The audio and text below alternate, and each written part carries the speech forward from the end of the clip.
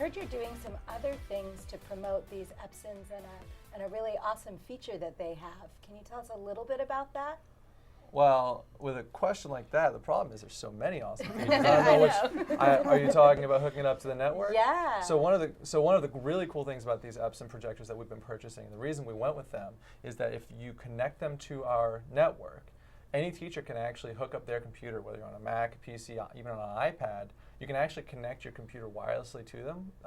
You just have to make sure that your projector has been set up on the network correctly. But over the summer, we've been spending a lot of time putting a process together for that, doing training for the techs to make sure they know what needs to happen to get that done. But it really gives teachers the opportunity to get out of the front of the classroom, which, as we all know, as instructional staff, makes a huge difference for class management. I love it. So you're not tethered to the front with that cord anymore. You can move around with your students. Right. Very neat. So Sarah, I have a question for you. Ask away. They've talked about some great programs and applications that we have available, but no one talked about a really big one. No, our so tell us a little bit. 365. I had a feeling that's what you were going to ask. Yeah, one thing that we have that all of our students, all of our teachers, every staff member is our Office 365. And so many folks are starting to move to using the tools in there, like Class Notebook, for organizing your class. If you want to have kind of a digital classroom, which I started in the district as the distance learning coordinator, so that's a big passion of mine. Teachers can do that. They can post documents, they can post links and information for their students so they can get to it anywhere, at home, at school, in a lab. We also have a lot of staff notebooks going on. So principals and school administration's finding that organizing things online rather than sending 100 emails with attachments is a much more productive and kind of uniform way of doing things. So we're taking advantage of that platform in so many ways, and we don't have a lot of time to talk about it, but we even have our new gateway that's in there. So teachers and any of our instructional staff can go in and see ideas on how to teach lessons. They can see the pacing guides. They can get to the materials in one spot instead of having to go to all the various places that one person in one department might like it here and another department likes it over there. It's on one uniform location. So kind of streamlining what we do and making that in the background a little bit more. So. Office 365 is one of those things that the deeper we dive, the bigger it gets. That's true. Kind of like the projectors. Yes, true. So, you know, we all enjoy our work and we want to feel successful at our work. And so let's just talk for just a second about some wins that you've had recently, something that's really gone well and that you felt was effective. We'll start with Laura. Oh, this summer I collaborated with both elementary language arts and elementary math departments and sat with them through some trainings and kind of piggybacked on what they were training on. Elementary was doing vocabulary, math was doing just the elementary math, DNA math with Julie Dixon, the publisher, the author of the books. So I sat with them in their trainings and created things for the teachers to use based on what they were training. So supportive things, some teachers can turn around and just use immediately, some things for the students to use for creation. That was the big fun part. They said, hey, can you make this? And I can make this and send it out. And it's some of the places they are storing some of the stuff on the gateway so teachers have access to it whenever they need it. So sometimes with technology we come in and it's like we're doing technology for the sake of technology. Hey, what could we do about technology? But I love what you just said because that is really using the technology to support the teaching, which is really what it's about. So and the staff developers were there giving input, so it's something that they wanted the teachers to be using as well, not just a fun kind of, something for the kids to do. Yeah. James. Okay, a success. So sometimes students misbehave and have to be relocated to either intervention center or they have to serve in-school suspension. Well, a middle school reached out and said, even though we have these kids here, we want to make sure that we keep them learning and keep the focus on instruction versus behavior. And so we worked together to come up with a plan on how we could take technology and put technology inside of the intervention center so that when the kids are there, they don't lose any instructional time, even though they're not in their quote-unquote normal classroom. Well, that's a really practical application for technology. And coming from school-based, I think we've all seen, that you have kids that for whatever reason end up not a part of instruction, but this is a way to reroute them and keep them engaged in the learning. So that's great work. Thanks. Stacy? So I think my biggest success most recently is I'm working with a few elementary schools to help them build a digital staff OneNote notebook where teachers can upload their lesson plans and have it all organized and archived, and also their PLC notes are there and accessible for administration to look at, and the teachers, they can look at each other's PLC notes to see what the other grade levels are doing, and it's been a time saver for teachers and more convenient for everyone to access this information. When I was school-based and you'd send out important information via email, and then you say, oh shoot, I need to revise that, and then you send a new email, and then the poor teacher is sitting there and they're trying to figure out which of the 5 emails I've sent is what they need, and this way it's all in one place. I can revise it. You'll always know it's the most recent edition of whatever it is that you're doing. So that's a great use of our Office 365. Microsoft Teams is the technology solution for that. All right. We'll hear a lot more about that on digital learning through the course of the year. Probably get a whole show of its own. Well, so piggybacking off of that, a lot of schools have been setting up staff notebooks for the kind of communication piece, and one of the things we want to make sure we're doing is making teachers' lives easier. So what I've been working with a lot of administrators on is setting up a Clever page for their school, for their staff, to have a direct link. First thing you do is you click on Clever, and then your staff notebook's right there. So a lot of administrators and staff don't know they can customize those Clever pages. It's a really powerful tool. When I had a class full of kids on computers, getting them to the resources we want them to use can be time consuming, and it takes away from instructional time. So Clever really resolves a lot of those issues. And so working with teachers and administrators on using Clever and maximizing this tool as we start to populate with more stuff has been something that's really been received well as I go out to schools. I know, again, you sit down at the computer and you want to access some particular website, and you think, well, what's the website address? Oh, what password did I put in there? And Clever really helps us work past that, because once you get there, all your stuff is there. And we've really worked to build that out. Our TIS department here has been amazing in helping with that. So, and then taking it the one step further, that now schools can begin to customize.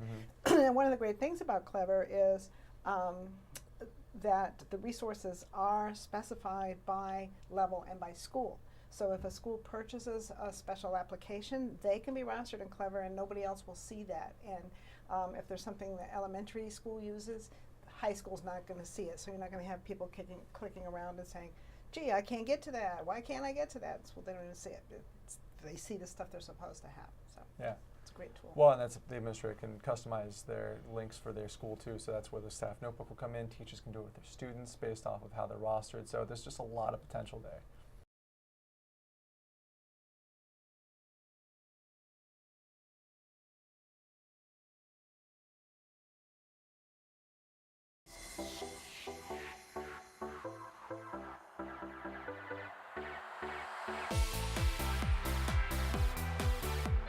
We talked about something that went really, really well, but things don't always go perfectly. So what's a kind of a common challenge that you've run across, and can you give us a tip on how you can overcome that?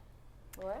I think now that especially we're going to Windows 10 and the county has gone to Chrome as the default browser, I'm finding many times students and teachers are trying to access something and it's just not working the way they used to or the way they expected it, and it's simply because they're either on the wrong browser or they're just not on Chrome.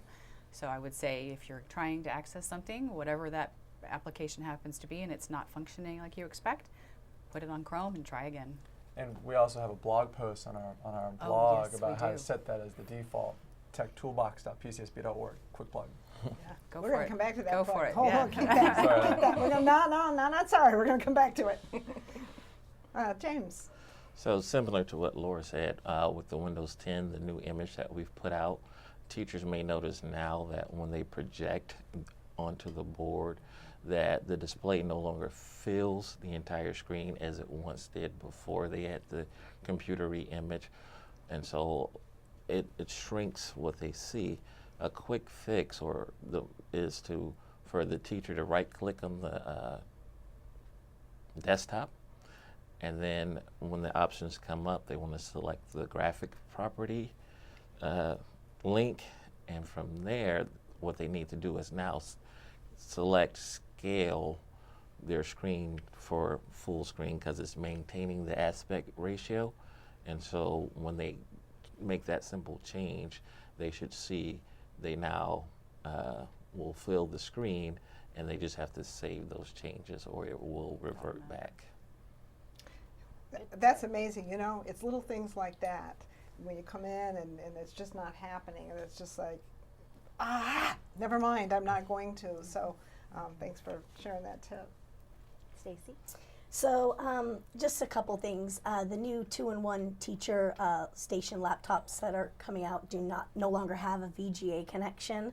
So a simple tip is try connecting through HDMI.